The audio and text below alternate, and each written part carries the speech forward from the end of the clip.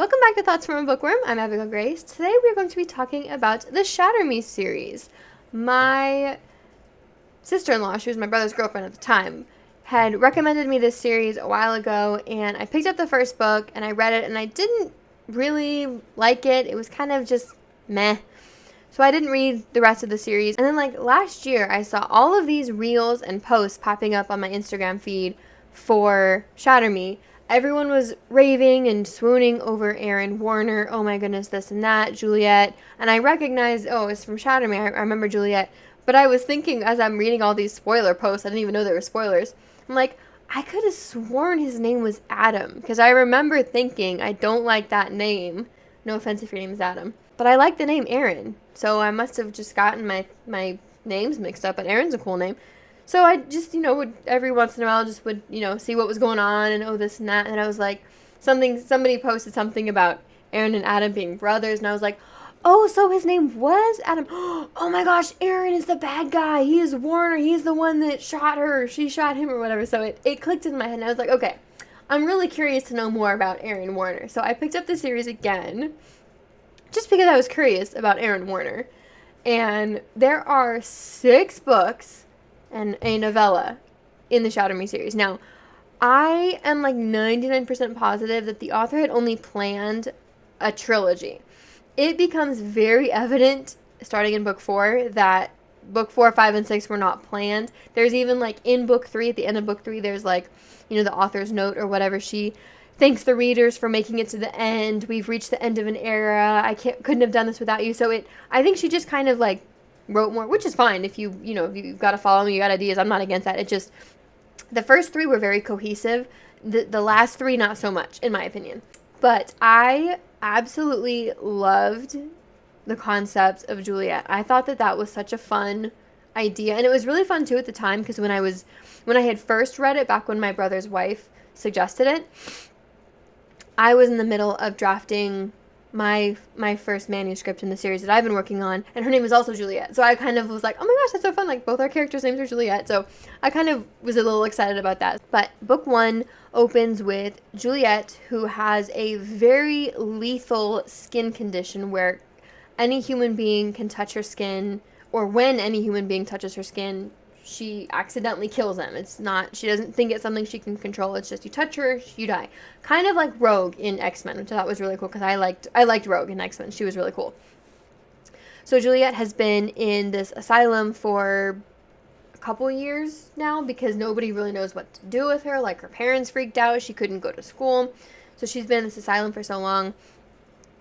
She's introduced to a cellmate whose name is Adam.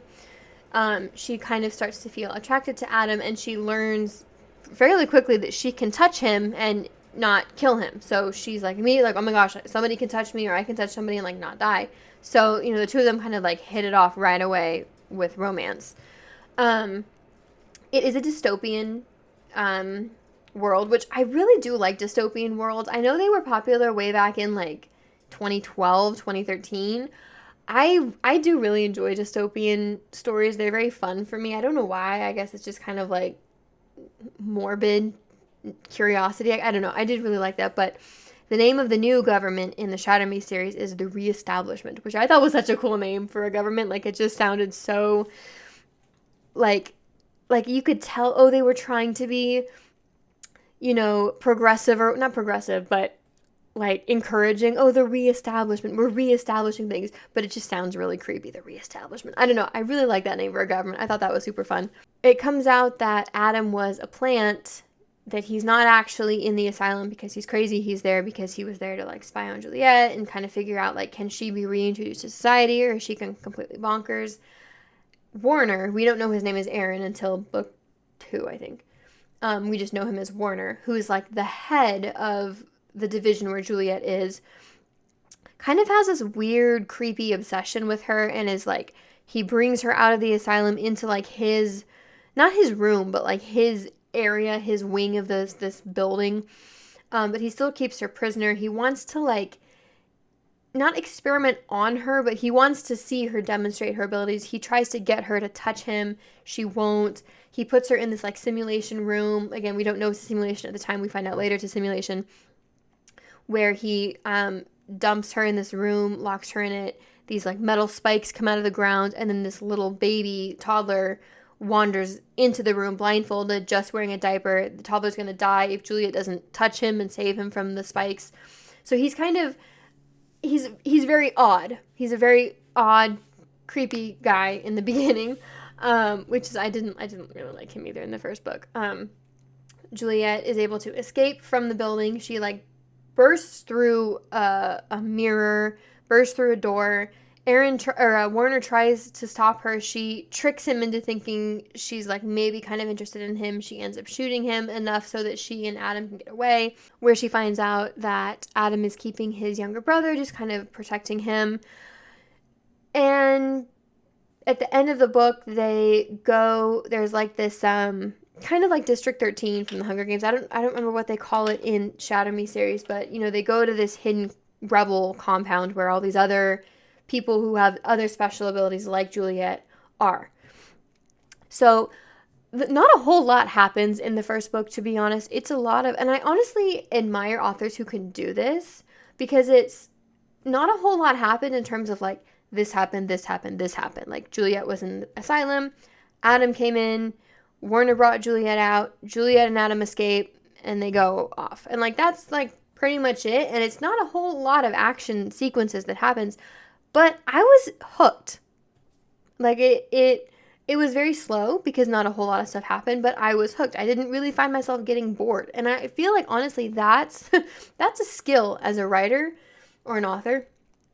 That's a skill that I wish I had, because I wish that I could have the ability to have nothing happen but still keep people interested in what's happening. I don't know. This is also super random, but I really like the way that the author spelled the name Juliet, because most people spell it like this. The author spelled it like this, which I just thought was visually very pretty. I don't know, like you don't need the extra letters, but it just was very visually pretty. I really liked it.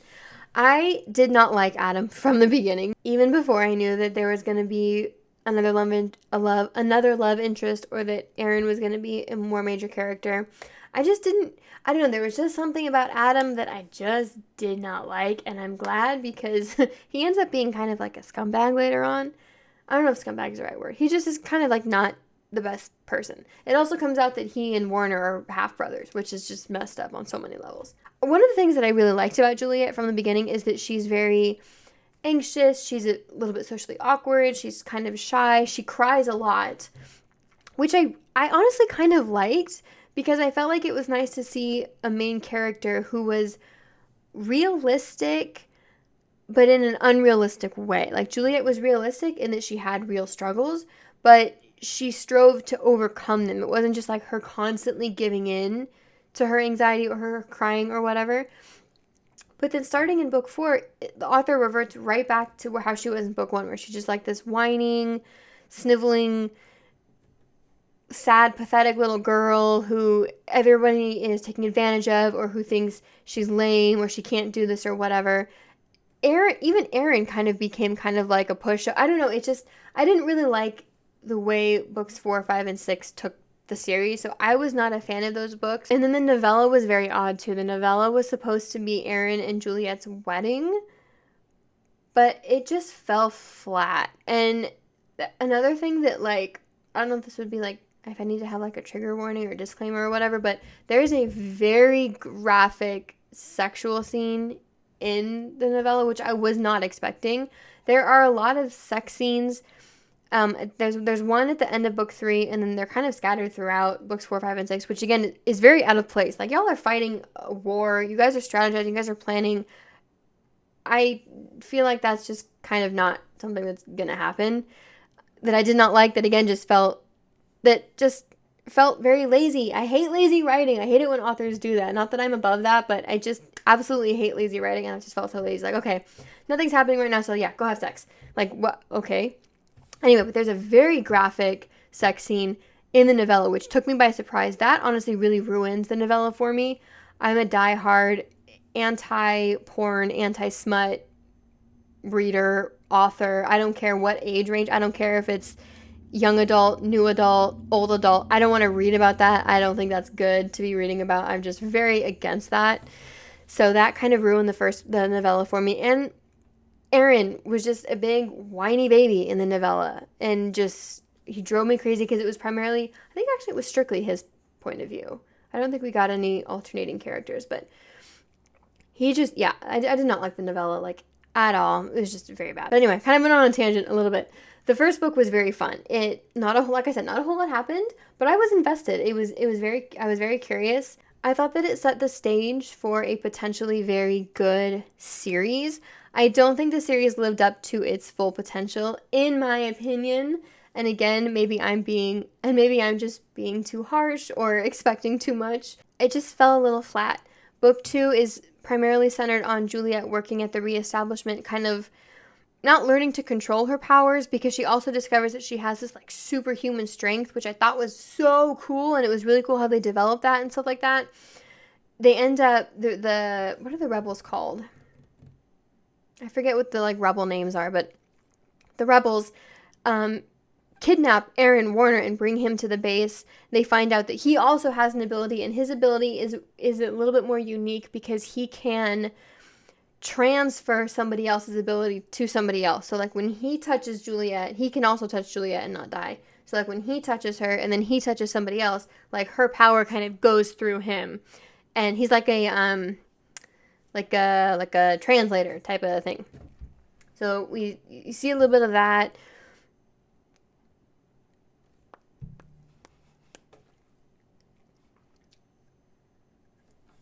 And then some of Aaron's dad comes out. His dad is extremely abusive to Aaron, which explains a lot about, Aaron and kind of him just being very like stoic and serious and stuff like that.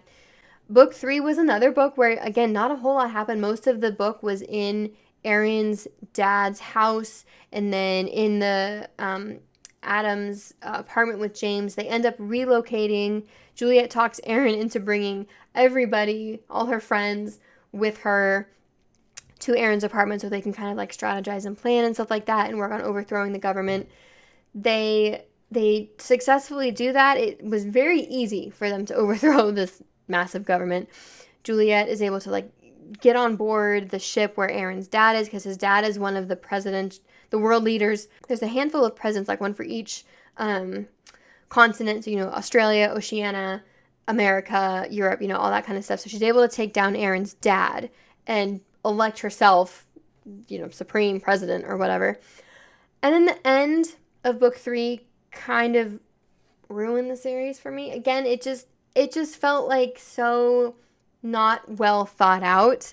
And it turns out literally the end of the book, like it wasn't even like hinted throughout the series, because I did reread the series again. Juliet is able to, at the end of book 3, like instantly control her ability and like turn it on and off. So she can turn her power on, and if someone touches her, they die, and she can turn it off, and then she can touch anybody and everybody, and she doesn't have to wear this special suit anymore.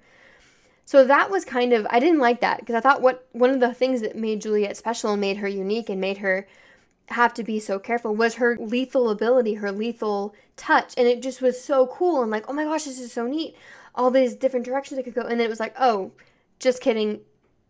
She can control it, because she said, Juliet even said something, I'm guessing the author kind of wanted to like not box Juliet in, like, oh yeah, she has to be with Warner or Adam because they're the only two that she can touch. But like, so what? If she's in love with Aaron, what does it matter if he's the only person she can touch? I don't know. I just didn't like that the author threw that in at the last minute. It just felt very lame. And there is a sex scene at the end of book 3, which I was not prepared for.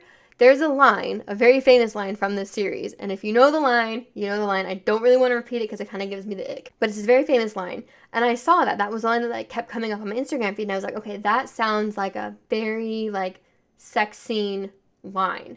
So I Googled the line to see, okay, if this book series has porn in it or smut or whatever you want to call it, I don't want to read it. Like, I just don't want to be reading about that.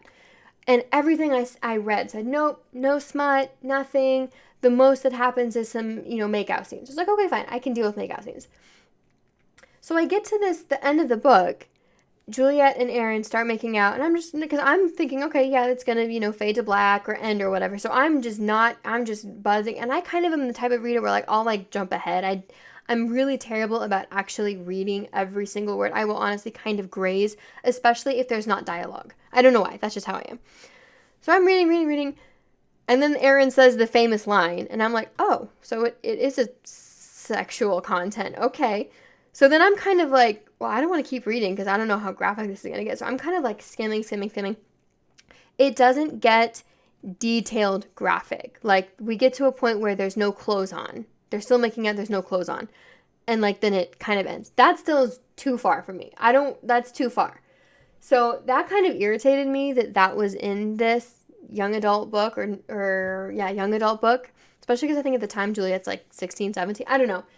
I didn't like that. And then there's so many more throughout the rest of the series. And it was just like, what is the author's obsession with writing about teenagers having sex? Like, that's just weird. So that's my overall thoughts on the Shatter Me series. It wasn't a terrible series. Like I said, I didn't like the sex scenes in it. I thought that was very unnecessary, very unneeded.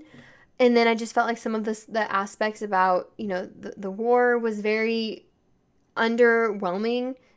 Literally, like, it wasn't even like they had been planning on, we're gonna do this. It was like literally the last quarter of the book. It's like, okay, let's go jump on this Aaron's dad's ship and kill him, and then Juliet will become the leader. Well, why is Juliet the leader? Why wouldn't Aaron become the leader? He's been training for this, and like, he knows how the war works and how the army, I don't know. It just didn't feel very well thought out. It was still a very fun read, and especially if you know going into it about the scenes you need to be aware of, it was a fun read. But it's kind of one of those series where, like, I can't really recommend it without including the disclaimers, because I just can't not include the disclaimers. So that is where we're going to end today's episode. This is another long one, not quite as long as last week's, but if you made it to the end, thank you so much. Don't forget to like this video and subscribe so you never miss an episode.